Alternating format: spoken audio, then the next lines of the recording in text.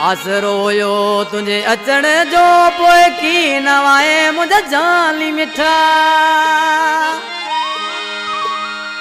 ओ मूंखे दिलि बि कयो मजबूर ॾाढो तॾहिं ख़त बि तोॾा लिखणा पिया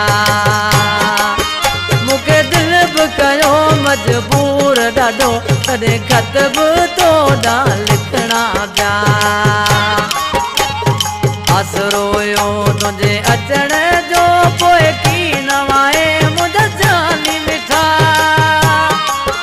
मूंखे दिलि बि कयो मजबूर ॾाढो तॾहिं ख़त बि तोॾा लिखणा पिया